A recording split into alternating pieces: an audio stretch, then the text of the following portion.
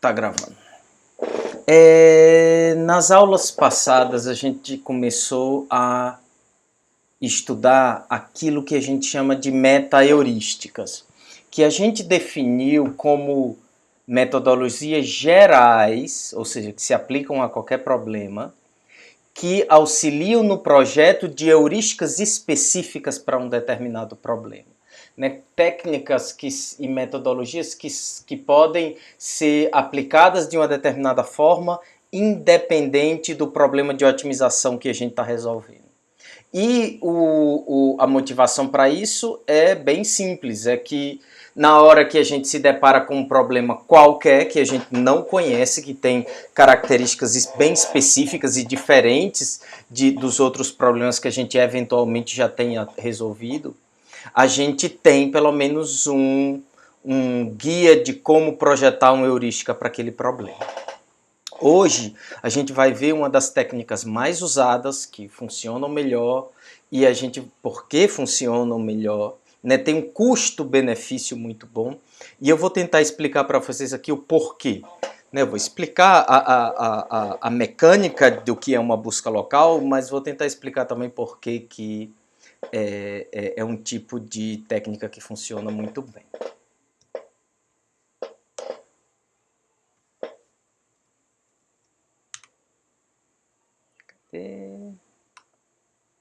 Isso.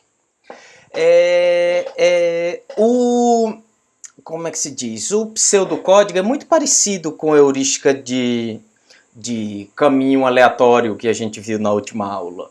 Você parte de uma solução inicial qualquer e vai pulando de vizinho em vizinho. A diferença é que você não pula para um vizinho aleatório. Né? O que a gente faz faz uma busca exaustiva na vizinhança. Né? Você olha todas as soluções que satisfazem a definição de um vizinho. A gente discutiu isso na aula passada também. Em vez de escolher um deles aleatoriamente pular, a gente vai se mover, que é o termo que a gente usa, para o melhor vizinho. Né? Depois a gente vai ver, né? Tem algumas variações. Você pode se mover para o melhor vizinho ou para qualquer vizinho que seja melhor do que a solução corrente. E quando a gente tem um vizinho que é melhor do que a solução corrente, né? A solução que a qual a gente aplicou a função de vizinhança, a gente diz que esse vizinho ele é aprimorante. Pelo menos é um termo comum que a gente usa em português.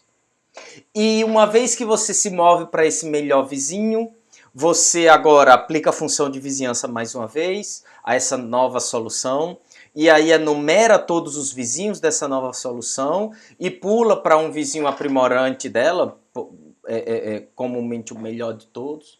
E aí agora a gente tem uma nova solução corrente, enumera todos os vizinhos e vai fazendo isso sucessivamente.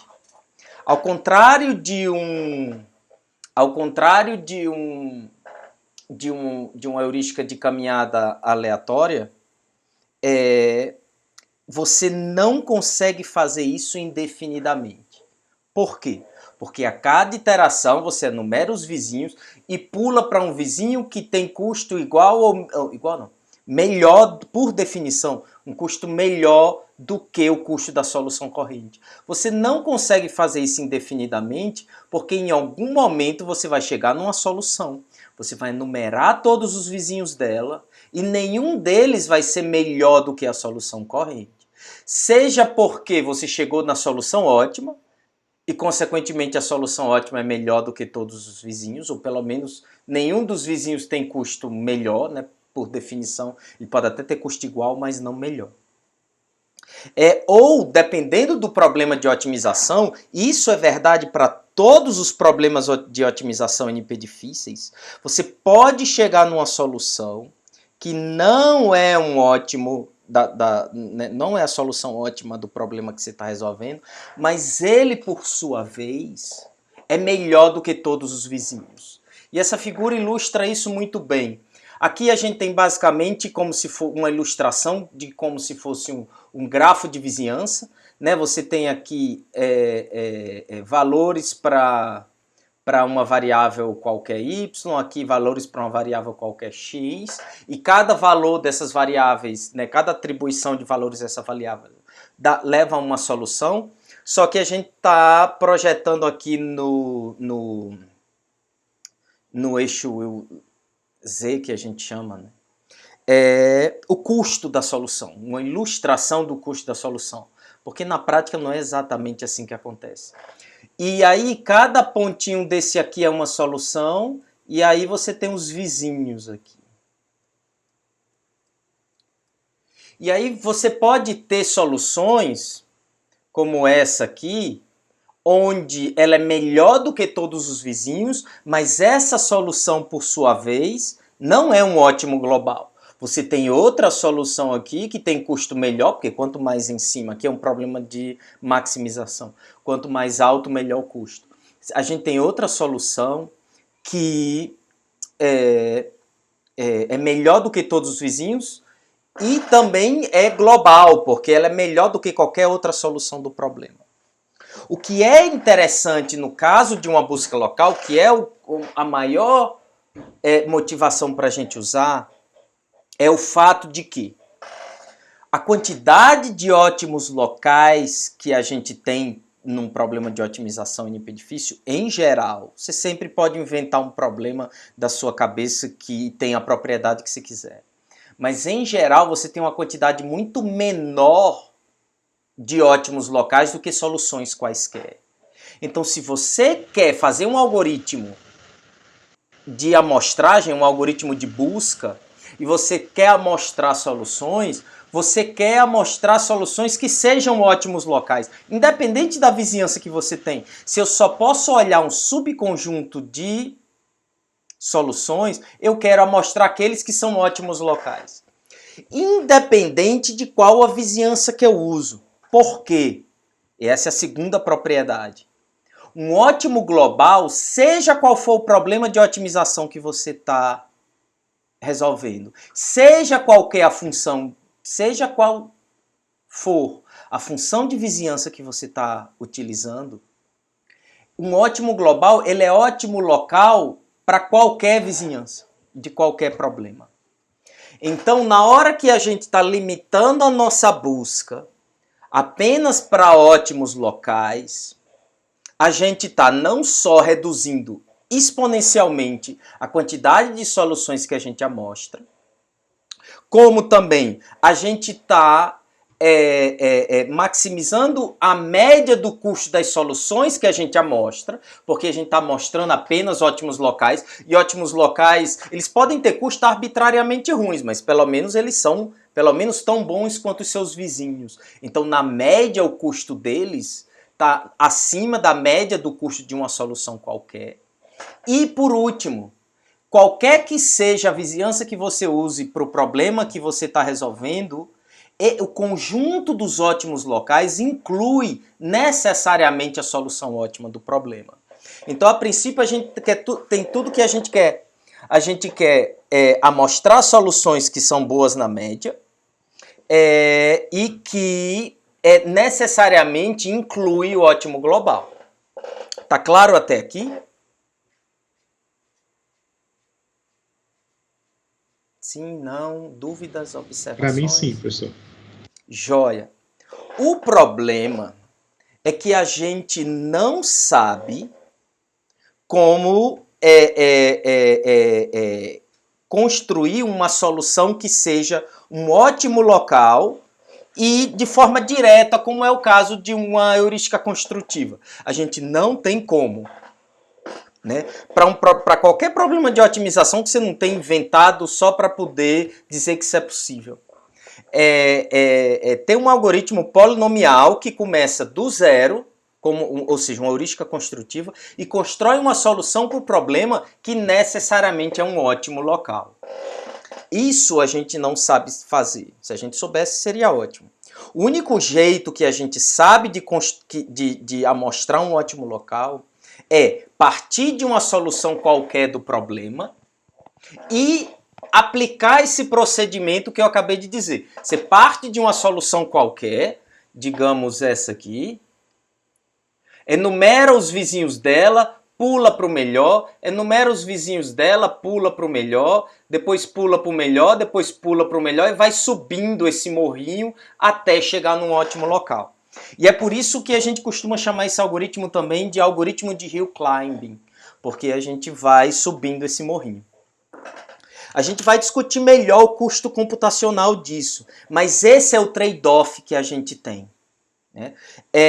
A gente quer amostrar ótimos locais, a gente só vai amostrar ótimos locais, mas existe um custo computacional de se chegar nessa solução. E esse custo depende de um monte de coisa. Eu vou discutir isso melhor daqui a pouco. Um conceito que é importante e que é um conceito um pouco abstrato, a definição formal dele é um pouco complicada, mas eu vou tentar colocar aqui. É o que a gente chama de região de atração. Eu não lembro o nome em inglês. Como é que a gente chama em inglês?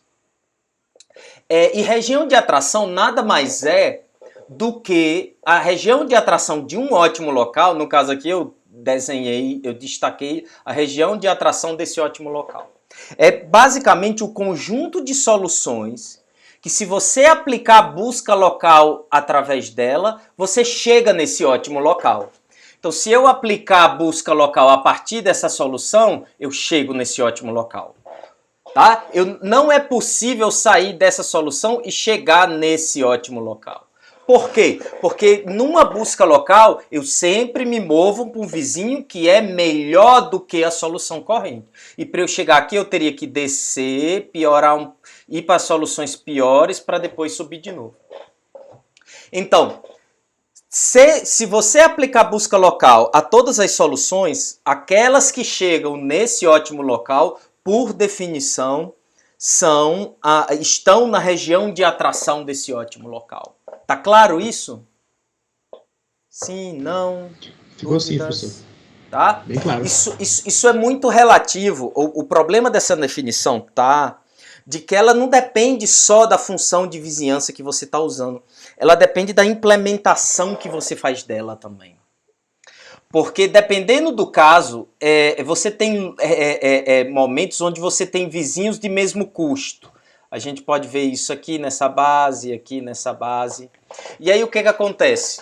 Se eu estou numa solução que está bem no meio desses dois morros, né? E eu posso ter um vizinho que tem o mesmo custo, que leva para um ótimo local da esquerda, e um vizinho do mesmo custo que leva para o ótimo local da direita. Então é aí onde está o problema dessa definição. Por outro lado, seja lá qual for a implementação que você tenha, ela vai seguir para um lado ou vai seguir para o outro. Então a região de atração ela tá fortemente ligada com pelo menos quando você considera empate, ligada à implementação. Mas quando eu estiver discutindo região de atração daqui para o resto do curso, eu não vou levar isso em consideração, tá? Essa questão do empate ou da implementação. Que eu procuro sempre falar no alto nível. Quando a gente fala de região de atração, as soluções que, se eu aplicar a busca local, eu vou chegar naquele ótimo local. Tá claro a definição de região de atração? Ficou sim, professor. Então, a região que a região de atração impacta, a gente não consegue modelar isso com uma fórmula matemática pura, assim, também tem que levar em conta como que a gente vai implementar o nosso algoritmo, é isso? Depende do que você chama de uma fórmula matemática pura. Tá? Mas assim, independente do que você chama de uma forma matemática pura, não, a definição é fácil, é bem definida. Se você aplica a busca local numa solução e ela chega nesse ótimo local, ela está na região de atração desse ótimo local. Ponto. Não, beleza, perfeito. Uhum. A questão é que isso depende, na prática, isso depende da implementação também. Eu não quero entrar em detalhe de implementação, como lidar com empate, porque isso adiciona uma complexidade que não interessa para a gente aqui. Não interfere, inclusive, em nada na qualidade do algoritmo, nem nada. Mas interfere... É isso também que eu ia perguntar, se interfere no quão bom algum algoritmo é, então Não, não, a né? questão do empate, que é o que a gente discutiu até agora, a gente vai discutir outras coisas depois. Mas a questão do empate não influencia em nada. Na hora que você está numa solução e você tem dois vizinhos de mesmo custo, você não tem como saber que se você for para um, você vai chegar numa solução melhor, ou se você vai para outro, você vai chegar numa solução melhor ainda.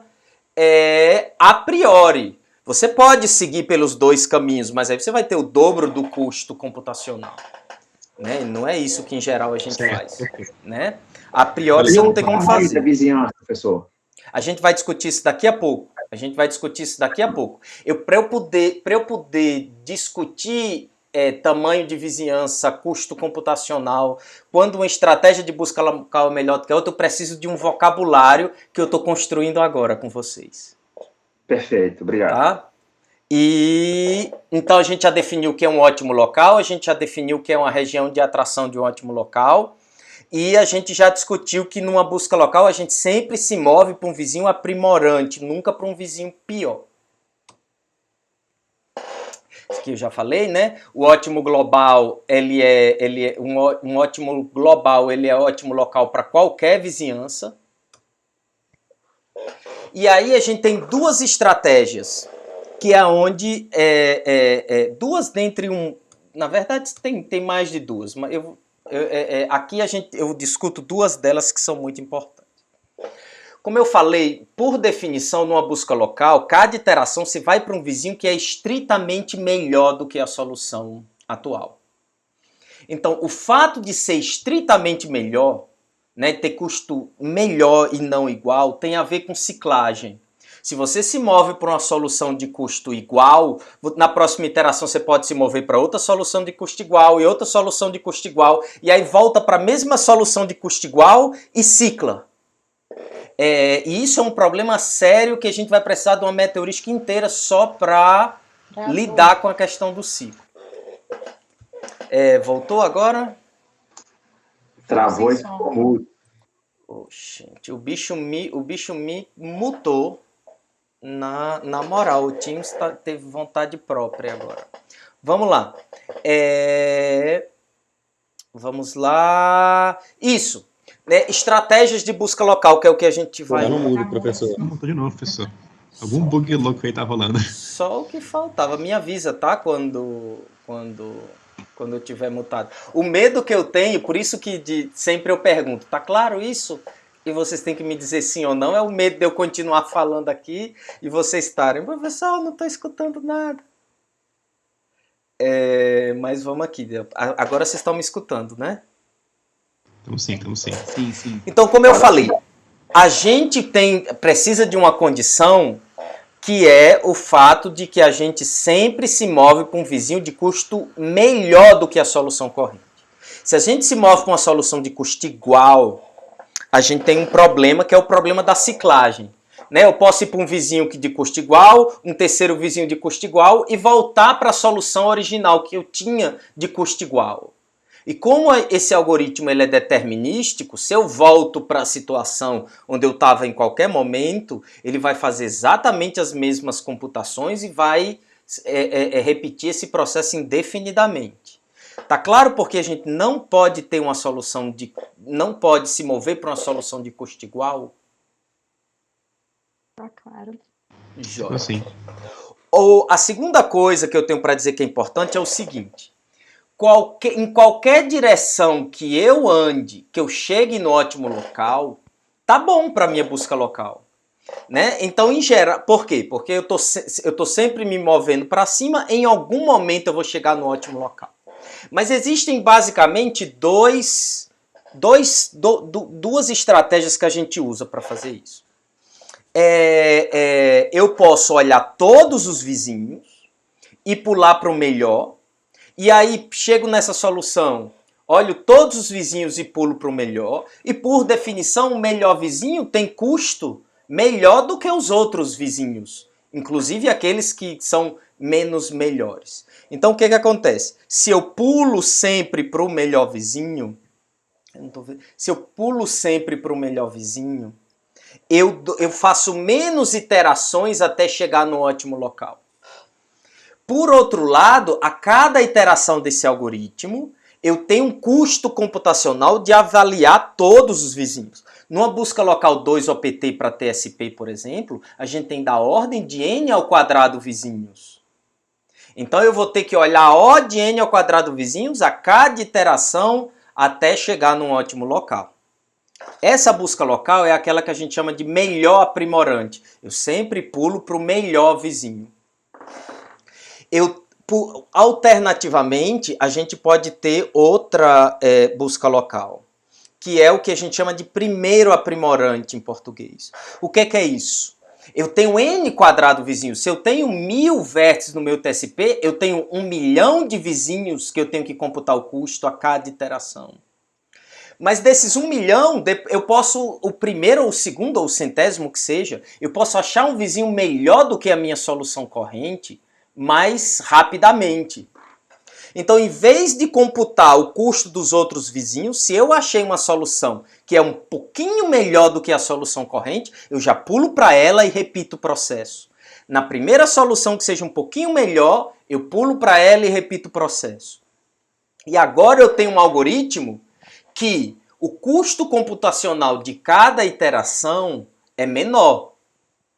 É igual ou menor. Por quê? Porque eu não olho todos os vizinhos. No pior caso, eu até olho todos os vizinhos, mas assim que eu acho um vizinho de custo estritamente melhor, eu pulo para ele. Né? Eu sei que eu estou subindo em direção ao ótimo local, a questão é se eu vou subir só um pouquinho vindo para cá ou se eu vou subir um monte. Uma busca local primeiro aprimorante, ela tem a vantagem clara de que o custo de cada iteração é menor. Por outro lado, a quantidade de iterações que eu tenho que fazer até chegar no meu ótimo local tende a ser maior. Não, você pode dar um exemplo onde ela não é, mas ela tende a ser maior, porque cada iteração leva a uma melhoria menor por você estar indo para um vizinho que é aprimorante, mas não é o melhor de todos. Então, o custo de cada iteração é menor, mas a quantidade de iterações que a gente precisa executar até chegar no ótimo local é maior. Tá claro como é que chama isso? Esse trade-off entre isso que eu chamei de uma busca local melhor aprimorante e primeiro aprimorante? Ficou assim. Foi até uma coisa que eu pensei para fazer no TI2. De, ao invés de fazer o 2-OPT pegar tudo, pegar sempre o primeiro melhor. E eu ia achar que eu ia demorar um pouco mais ou menos, então. Mas já ficou bem claro já essa parte. Não necessariamente uma estratégia dessa é melhor do que a outra. Tá? Não necessariamente você fazer menos iterações, onde cada uma delas melhora mais, te leva a esse ótimo local na média, né? Porque para uma busca local vai ser melhor, para outra vai ser pior. Não, mas não, na média não necessariamente vai ser mais rápido do que você fazer várias iterações onde o custo computacional delas é um pouco menor, no caso de uma busca local primeiro aprimorante. O único jeito de você efetivamente saber é implementando as duas e fazendo um experimento computacional que diz qual é a melhor. O mais importante, que é uma das coisas mais importantes que a gente tem que entender dessa aula, é que o custo computacional de se chegar no ótimo local pode ser maior ou menor dependendo da estratégia. A qualidade dos ótimos locais não muda. Deu uma travada de novo. De novo. Vou começar de novo. Tá claro o trade-off entre uma busca local primeiro aprimorante e melhor aprimorante? Ficou assim. Joia. E agora eu continuo no que travou. Uma coisa que vocês precisam entender que é muito importante é que se você usa melhor aprimorante ou primeiro aprimorante ou qualquer outra estratégia de busca local que ninguém usa porque essas são as que funcionam melhor, é que o ótimo local que você chega é sempre o mesmo. Se você sai de uma solução na região de atração de um ótimo local e vai sempre se movendo para um vizinho aprimorante, você vai chegar no mesmo ótimo local. Você pode fazer um determinado caminho para chegar aqui, ou você pode fazer outro caminho rodando nesse morrinho até chegar aqui. Ou seja, a escolha de uma busca local, primeiro aprimorante ou melhor aprimorante, influencia no custo computacional da busca e não na qualidade do ótimo local que você obtém. Se você começa desse morro aqui, não interessa qual é o caminho que você segue. Se você vai seguindo para cima, você vai chegar no mesmo ótimo local. Claro, dependendo do empate, elas podem dar soluções diferentes. Né? Se eu começo daqui e vou subindo e chego nesse vizinho, que tem dois vizinhos aprimorantes, um segue para o ótimo local da esquerda, o outro segue para o ótimo local da direita, o custo do ótimo local que você vai obter vai ser diferente, porque o primeiro vizinho me levou para o da esquerda, o segundo para o da direita. Mas na média isso não tem impacto, porque o custo desses vizinhos aqui embaixo não está relacionado com se o ótimo local da esquerda ou da direita é melhor ou pior. Resumindo, a decisão se você usa uma busca local primeiro aprimorante, melhor aprimorante ou o que for, tem a ver com o custo computacional de se chegar no ótimo local. Na média, se você parte de várias soluções diferentes, o custo computacional pode ser maior, melhor ou menor. Mas na média, o custo dos ótimos locais vai ser o mesmo independente da estratégia que você usa. Tá claro isso? Tá claro o porquê disso? Para mim ficou bastante. Certo? Eu vou passar mais uns slides aqui, só para eu ter certeza que todo mundo entendeu. Isso aqui eu já defini. Aí eu vou dar um exemplo aqui de uma busca local primeiro aprimorante. Deixa eu abrir o chat aqui para eu ver o que vocês estão falando.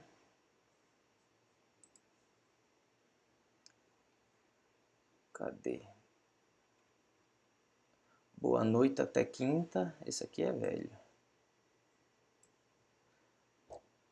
Oi, fui eu que mutei, perdão. Vixe, você tem moral para me mutar? Que bom, então. Sem problema.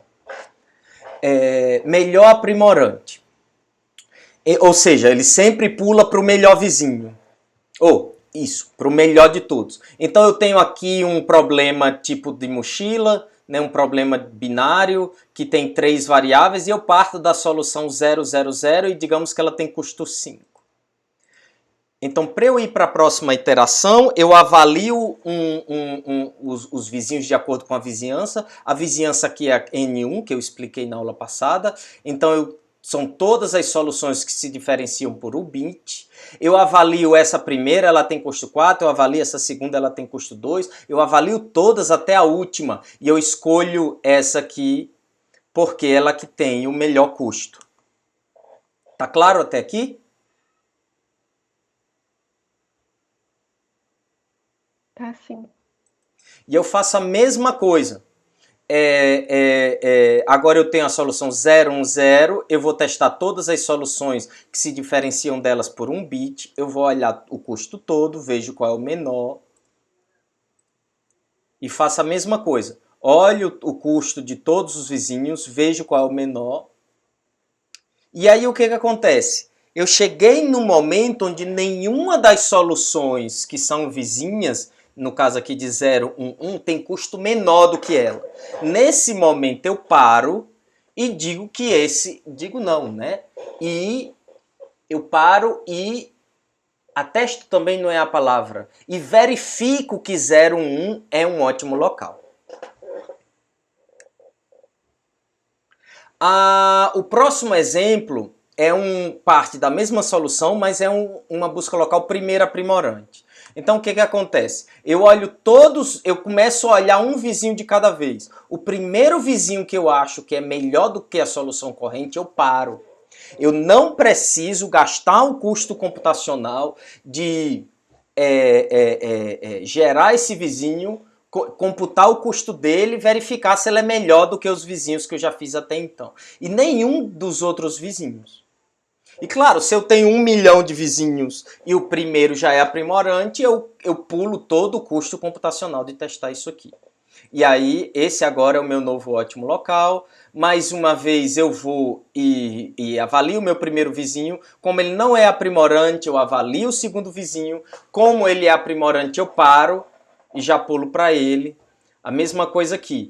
Aqui é um exemplo do pior caso. No pior caso, uma busca local primeiro aprimorante, ela vai ser, uma iteração dela pode ser tão ruim quanto a melhor aprimorante, porque o melhor vizinho pode ser o último. Pode ser o último. E pelo menos uma vez numa busca local aprimorante, você tem que olhar todos os vizinhos. Pelo menos uma vez, que é na última iteração. Né? Se eu cheguei num ótimo local e todos os vizinhos, né, têm custo igual ou pior, eu necessariamente tenho que olhar todos para poder observar que nenhum deles é melhor e, consequentemente, verificar que essa solução também é um ótimo local. Surgiu alguma dúvida nesses exemplos?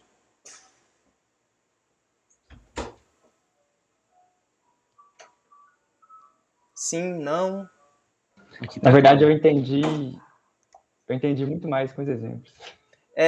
Eu gosto dos exemplos por causa disso. Às vezes a gente entende melhor vendo, por mais que o conceito, por mais que dê para entender com a explicação, o exemplo melhora um monte. Deixa eu só fechar aqui.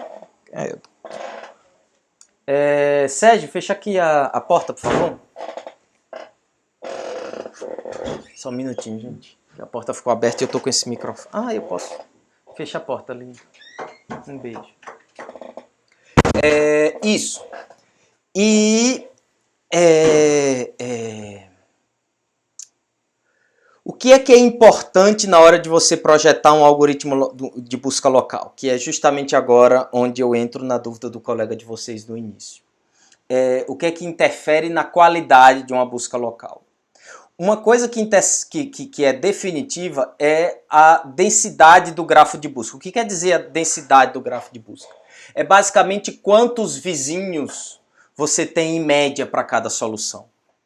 Isso é importante porque, né, cada iteração eu tenho que, no pior caso, olhar todos os vizinhos. Se eu tenho muitos vizinhos, o custo computacional de cada iteração vai ser maior, justamente porque eu tenho que enumerar exaustivamente cada vizinho. Via de regra, você tem que olhar um por um, igual uma busca exaustiva. Só que o conjunto de soluções aqui é menor do que um algoritmo de busca exaustiva. Porque em vez de enumerar todas as soluções, eu tenho que enumerar só aquelas que são vizinhos da solução corrente por qualquer que seja o critério da busca local. Por outro lado, quanto mais vizinhos cada solução tem em média, né, e consequentemente mais arestas a gente tem no grafo de vizinhança e consequentemente mais denso ele é, melhor tende a ser o custo dos ótimos locais. Né? Porque se cada ótimo local tem que ser melhor do que 1000 soluções, na média eles vão ter um custo. Se cada ótimo local vai ser melhor do que 1 milhão de soluções, na média, esse conjunto de ótimos locais, o custo deles tende a ser melhor. Tá? Quanto mais vizinho, melhor é o custo dos ótimos locais que a gente amostra. Então, a princípio, a gente quer uma vizinhança com outra coisa que é importante. Não é só que quanto mais vizinhos cada solução tem, melhor é o custo deles na média. Isso é importante. Mas quanto mais vizinhos cada solução tem, menos ótimos locais você vai ter. Né? Porque agora o conjunto de ótimos locais é aqueles que são melhores não do que 1000 vizinhos, mas 1 milhão de vizinhos. E claro, quanto menor é o tamanho do palheiro, mais fácil é achar a agulha. Quanto menos ótimos locais a gente tem, menos deles a gente tem que amostrar para poder achar a solução ótima com uma confiança alta. Por outro lado, como eu falei, Quanto mais denso o grafo, melhor, mas aí o custo computacional de cada iteração da busca local vai ser maior, e aí menos ótimos locais a gente amostra. E aí você tem esse trade-off, que é o mais difícil de equilibrar, de você escolher uma vizinhança que seja grande o suficiente para que você tenha menos ótimos locais de qualidade alta, mas cujo custo computacional seja baixo o suficiente para você poder amostrar vários ótimos locais. Não é só... Quer dizer, vou perguntar aqui. Tá claro essa coisa entre a densidade do grafo? O trade-off da densidade do grafo? Sim, professor. Ficou assim? Mas não é só o número de vizinhos em si que influencia como é que chama? Que influencia na qualidade da busca local, né? Você pode ter uma vizinhança onde cada iteração... Você pode ter uma vizinhança onde cada iteração tem da ordem de n vizinhos. Você pode ter outra vizinhança onde cada iteração tem da ordem de 2 elevado de n ao quadrado vizinhos, né? N vezes mais vizinhos do que a iteração anterior. Mas não é só o custo do vizinho que importa, ou isso, o número de vizinhos que importa. Dependendo da função de vizinhança que você tem, é mais caro ou mais barato computar o custo de cada vizinho. Então, se eu tenho uma vizinhança que tem só O de n vizinhos, mas o custo de eu computar a qualidade da solução, testar se esse vizinho é viável ou não, ou seja, verificar se ele é um vizinho válido, se esse valor for da ordem de n, e aqui, como é o caso daquela vizinhança de 2 OPT, você consegue computar o custo de cada vizinho e se ele é viável ou não em O de 1, essas duas buscas locais agora, o custo de cada iteração delas é a mesma. Isso aqui vai dar da ordem de n ao quadrado, eu tenho n vizinhos, mas eu gasto O de n para testar se aquele vizinho é válido e para computar a qualidade daquela solução. Aqui eu tenho outra vizinhança que tem muito mais vizinhos, mas ela tem uma propriedade que me permite computar o custo e a viabilidade dela em tempo constante. É o caso de 2 OPT, por exemplo. Agora eu tenho duas vizinhanças onde cada iteração é da ordem de n quadrado.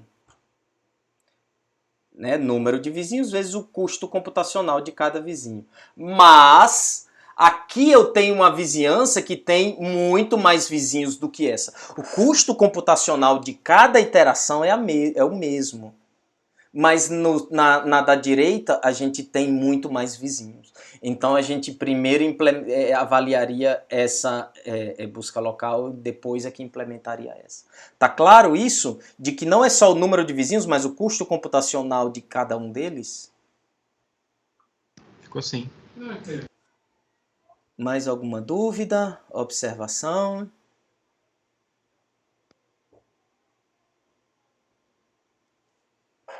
Joia. E busca local tem todas essas vantagens que a gente falou. Por isso que a gente usa ela em basicamente todas as outras meta-heurísticas, como uma parte de todas as outras meta-heurísticas. Porque seja lá qual for o custo computacional, de cada solução, não é? Ah, isso. Seja lá qual for a função de vizinhança que você tenha ou o problema que você está resolvendo, o conjunto dos ótimos locais inclui um ótimo global. Por outro lado, ela tem várias limitações, né? Vários problemas, que é o que eu vou discutir agora. A primeira coisa é que ela é muito sensível à solução inicial que você obtém. E deixa eu voltar para aquele gráficozinho para eu voltar a esse exemplo.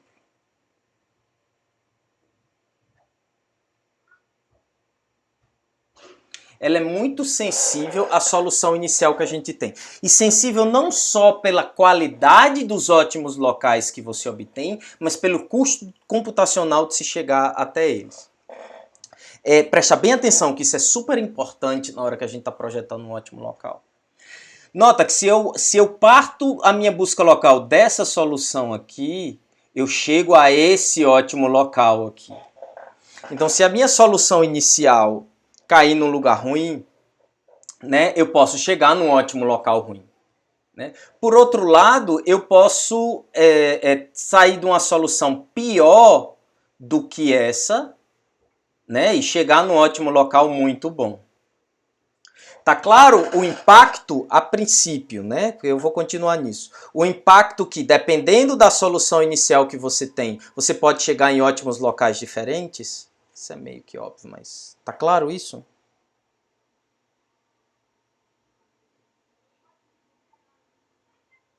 Sim, não? Dúvidas, observações? Tá Sim. claro. Nota, o exemplo que eu dei, você pode partir de uma solução inicial melhor e chegar no ótimo local ruim, como você pode partir de uma solução pior e chegar no ótimo local bom. Mas tem uma roubadinha aí, que é importantíssima. Se eu parto de uma solução inicial que tem custo, por exemplo, 60, eu só vou amostrar nessa execução ótimos locais que têm custo igual ou superior a 60. Né? Se a minha solução inicial, coincidentemente, já era um ótimo local. Na hora, quanto melhor for a sua solução inicial, melhor tende a ser o custo dos ótimos locais, simplesmente porque você exclui todos os ótimos locais que têm custo igual ou menor do que a sua solução inicial. Então, se a minha heurística construtiva me dá uma solução de custo 60, eu corto esse ótimo local, eu corto esse ótimo local, esse aqui eu não sei. É um dragão. Legal, meu amor. Fecha a porta, por favor. Ele abaixa e come. Fecha a porta, por favor. Ah, legal. Vai lá, meu amor. Fecha a porta. Ah, que bom. Desculpa, gente. Essa altura do campeonato, essa altura do campeonato nem vergonha mais dá. Depois de 2 anos dando aula assim, não faz mais nem vergonha, mas é merecedor de desculpas. Vamos aqui. Porque isso é super importante. A solução inicial não está diretamente associada à qualidade do ótimo local que você gera. Mas na hora que eu tenho uma heurística construtiva boa, que me dá uma solução inicial boa, o custo do meu ótimo local é dali para cima. Eu excluo todos os ótimos locais, inclusive todas as outras soluções do espaço de busca, que são piores do que esses ótimos locais, que tem custo igual ou menor do que essa solução inicial. Tá claro esse pedaço? De que você consegue tá relacionado o custo da solução inicial com um ótimo local, basicamente porque você exclui os que tem custo menor? Ficou assim, professor, mas como que a gente explora esses outros ótimos locais? Partindo de um ponto diferente? Isso. A gente vai entrar beleza. mais em detalhes depois, né? Tudo bem. A gente vai ter um algoritmo interativo onde a cada iteração a gente amostra a gente parte de uma solução inicial diferente, por exemplo. Tá? Como é que o senhor faz a escolha do tamanho do salto? Você não faz, inclusive. Você enumera todos os vizinhos e pula para o melhor. Esse melhor vizinho de todos pode ser muito melhor do que a solução corrente, ou pode ser um epsilonzinho que tende a 0 melhor. Então não corre risco, por exemplo, de pular o cacoruto ali do morro, né, o ápice do morro e cair no... Não. Esse problema não tem. Mas, por outro lado, você tem o problema de que quando você chega nesse morro, você não tem mais para onde ir. E essa é a grande limitação dessa técnica. Que meu receio era pular a Corcova inteira e achar um valor menor, mas não ficar em cima ali do ápice. A gente vai discutir como sair da Corcova. Porque a gente tem que sair, né? Você chegou num ótimo local, esse ótimo local, como nesse exemplo aqui, ele pode ser arbitrariamente ruim. Depois a gente tem que ver um jeito de sair dele, mas isso é próximo às aulas.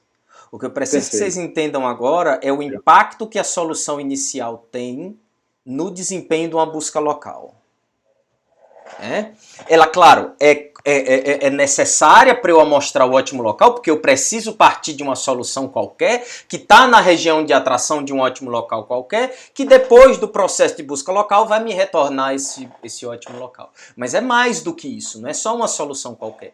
Quanto melhor é a solução que eu tenho, né, quanto melhor a heurística construtiva e consequentemente, melhor as soluções que ela gera, melhor é a média dos ótimos locais que eu obtenho, porque eu excluo todos os ótimos locais que têm custo pior do que a minha solução inicial. Tá claro esse ponto? Esse ponto ficou sim. Joia. O próximo ponto, que não é só a qualidade das soluções que é melhor, quanto melhor for a sua solução inicial. O custo da busca local é menor. Quanto mais alto você começa no morro, menos pulos você tem que fazer até chegar no topo. Se eu começo a minha busca local de uma solução aqui embaixo, eu vou ter que fazer várias iterações até chegar no ótimo local. Se eu parto já de uma solução muito boa, a quantidade de iterações que eu tenho que fazer até chegar nesse ótimo local vai ser menor. E é por isso que a heurística construtiva tem um impacto importante nesse tipo de algoritmo.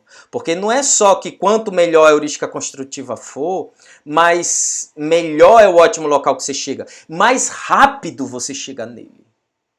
Tá claro esse segundo ponto?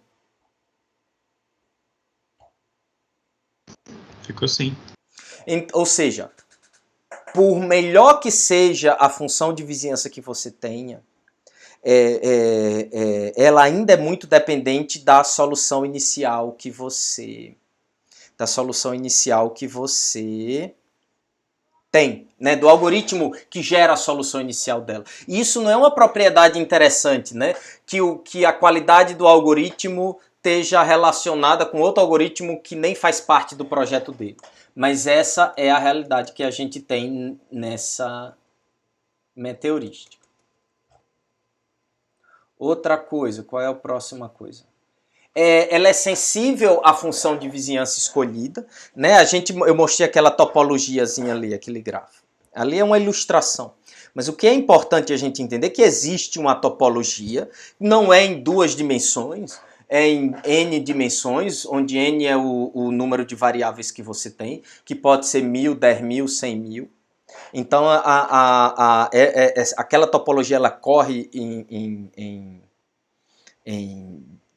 como é que chama? Em várias dimensões. De qualquer forma, como eu falei na aula passada, a gente não consegue explorar a topologia em si, porque o grafo é exponencialmente grande e a gente não consegue, pelo menos, raramente a gente vê um trabalho que consegue, de alguma forma, extrair alguma informação relevante da topologia em si. Mas a questão é o seguinte, uma vizinhança que funciona bem para um problema não necessariamente funciona bem para o outro. Né? E aí o único jeito de você saber se uma determinada busca local funciona melhor com uma vizinhança ou com outra vizinhança é você implementar as 2 buscas locais, botar para rodar para um conjunto de instâncias de teste e ver o que é que funcionou melhor na média. É um algoritmo que realmente é muito dependente da função de vizinhança que você usa. E aí não tem jeito, você tem que testar várias e até achar uma que na média encontra os ótimos locais de melhor qualidade possível, dado o recurso computacional que você tem. Outra coisa que a gente começou a falar também é a coisa da convergência prematura. Ela para muito rápido, né? Quando você põe para rodar, ela para muito rápido, mas na hora que ela para num ótimo local que não necessariamente é bom. Um ótimo local, apesar de ser melhor do que todos os seus vizinhos, ele pode ter um custo arbitrariamente ruim. Você pode ter um problema onde você tem um ótimo local aqui de custo ruim e outro ótimo local de custo muito melhor. E essa busca local para aqui, e a metodologia em si, ela não lhe traz nenhum mecanismo que lhe permite sair desse cara e pular para esse. Inclusive por isso, É inclusive por isso que, dependendo do autor, a gente nem classifica uma busca local como uma meta-heurística, né? Porque ela não tem nenhum mecanismo que lhe permite sair desse ótimo local e chegar nesse outro. Tá claro? E claro, a gente vai usar ela em outro contexto que, né, em outra meta-heurística que permite a gente fazer aquele pulo, né? Que tem um mecanismo para que a gente faça aquele pulo. Tá claro o problema da convergência prematura?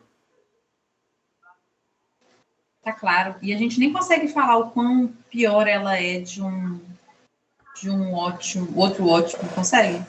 Não, depende. O que você falou aqui, se você tem um outro ótimo local e você enumera um novo ótimo local, você consegue saber o quanto esse é pior e melhor do que o outro. O que a gente não tem é em relação à solução ótima. Né? A gente não tem como saber. A não ser que você tenha um algoritmo externo que compute um limite inferior ou superior, se é maximização ou minimização por valor da solução ótima, e aí você use para avaliar. Mas aqui a gente está analisando as meta-heurísticas por si só, e não num contexto geral de como combinar elas com métodos exatos e coisas desse tipo. Isso eu falo nas duas últimas aulas, que eu chamo de heurísticas híbridas. A gente discutiu um pouquinho disso na aula de Brent-Embaldi, mas a gente vai discutir isso lá na frente. Depois vocês entenderem o básico de tudo, aí eu dou umas aulas de como combinar tudo. Na prática, elas convergem muito rápido. Porque se o seu problema é realmente difícil de resolver, ele tem vários ótimos locais. De novo. Né? Continuando na questão da convergência prematura. Ela tem a vantagem de que ela a heurística que você obtém, né, usando essa técnica que a gente chamou de busca local, ela executa muito rápido. Né? Porque você olha os vizinhos, pula e muito rápido você chega no ótimo local. E ela executa rápido basicamente porque se o seu problema é realmente muito difícil, como é o caso da grande maioria absoluta dos problemas de otimização NP difíceis, você tem um monte de ótimos locais, um pouquinho melhor e um pouquinho piores, e você tem um que é o melhor de todos, e esse é que é o difícil de encontrar. Então, se o seu problema tem poucos ótimos locais, é relativamente fácil resolver. Né? Porque você vai, em qualquer lugar que você caia, você vai cair num desses poucos ótimos locais, né? Independente de onde você começa, você vai cair de um dos poucos ótimos locais. Se você amostra uma certa quantidade desses, por definição, alguns poucos ótimos locais, você chega relativamente rápido à solução ótima. O problema é que, em geral, a gente tem uma quantidade exponencialmente grande de ótimos locais. Então você tem vários morros pequenos, né? E esses são os problemas realmente difíceis. Então, por outro lado, isso é bom para a busca local, porque você chega nesse morro rapidinho. Mas como a gente falou, o algoritmo converge, ele para, mas a gente não tem garantia nenhuma de... Não é nem que a gente não tenha garantia, porque a gente nunca tem garantia de qualidade aqui, mas a gente não tem esperança de que esse ótimo local esteja próximo da solução ótima. Por quê? Porque você tem uma quantidade exponencialmente grande de ótimos locais e você parou no primeiro que encontrou. E é isso que a gente chama de convergência prematura. O maior problema na teoria, porque na prática ele não ocorre, e é importantíssimo vocês entenderem isso para não falar besteira, é que esse algoritmo ele não é polinomial no pior caso. Uma busca local ele não é polinomial no pior caso. No pior caso, você consegue enunciar problemas de otimização e funções de vizinhança, onde você pode partir de uma determinada solução e pular de vizinho em vizinho de tal forma que você passe por todas as soluções do problema até chegar no ótimo local. Um exemplo de busca local que é muito conhecido nesse caso é um algoritmo que a gente chama de simplex.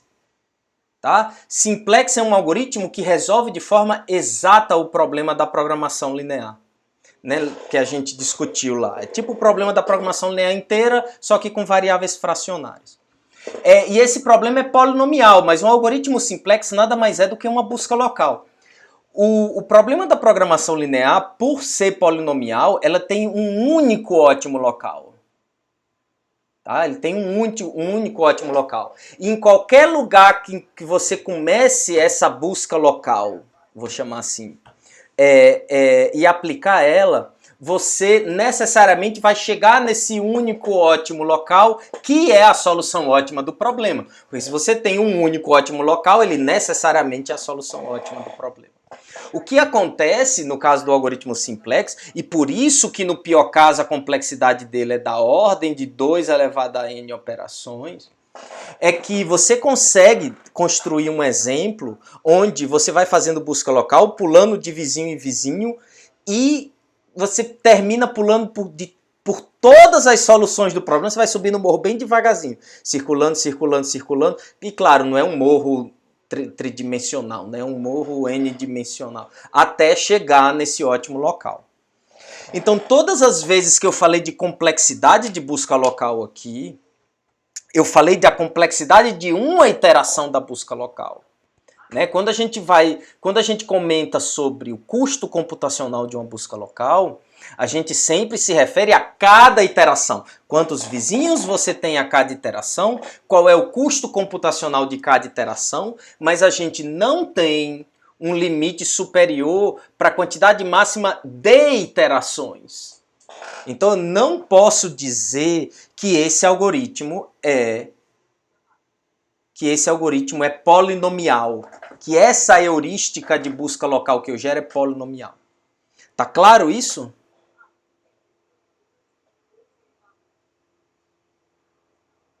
Dúvidas, observações? Sim. Questionamentos? Joia. Porque isso é complicado. Isso é complicado. Se vocês não entenderem direito, vocês falam. Tá.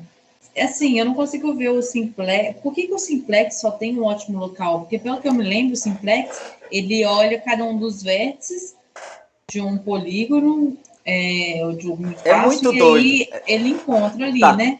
Não é trivial, mas vamos fazer o seguinte. Quando eu terminar a aula, eu explico bonitinho.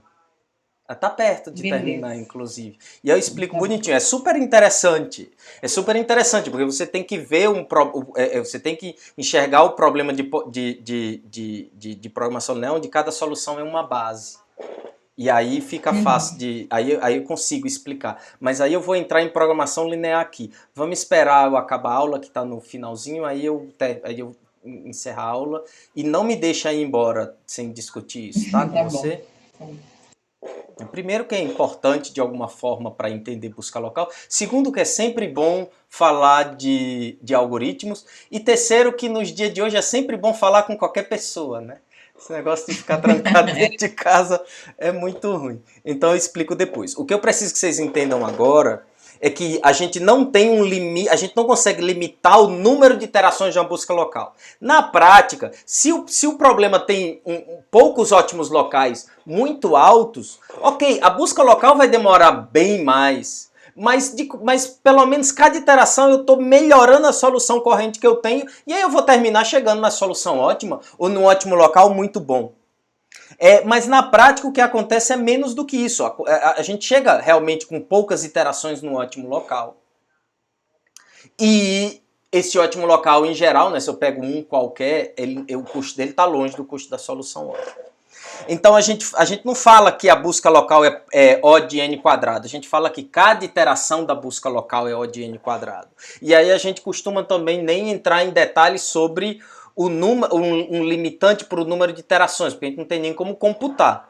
O limitante, claro, é o número de soluções do problema. Como eu sempre pulo de vizinho para vizinho, eu sei que eu nunca vou fazer mais iterações do que o número de soluções que o meu problema tem. E de qualquer forma isso não ajuda a gente em nada a entender melhor a busca local. Tá claro essa questão? De que no pior caso, né, o custo de se chegar num ótimo local é exponencial.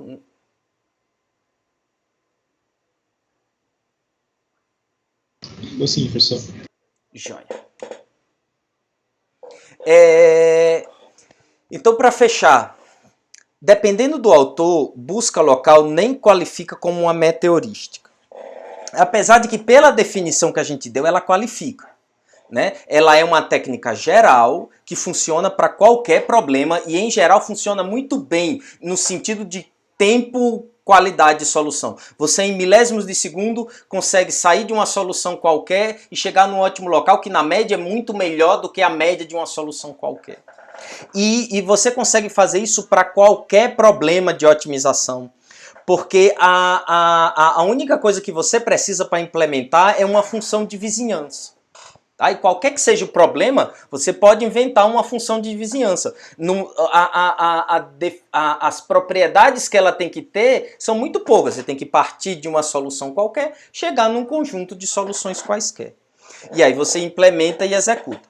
Por outro lado, né, o argumento de que isso não é uma meta-heurística está relacionado ao fato de que, como eu comentei na aula passada, a gente, em geral, descreve uma meta-heurística pelo mecanismos que ela tem de intensificação, ou seja, procurar soluções parecidas com as que a gente amostrou até agora.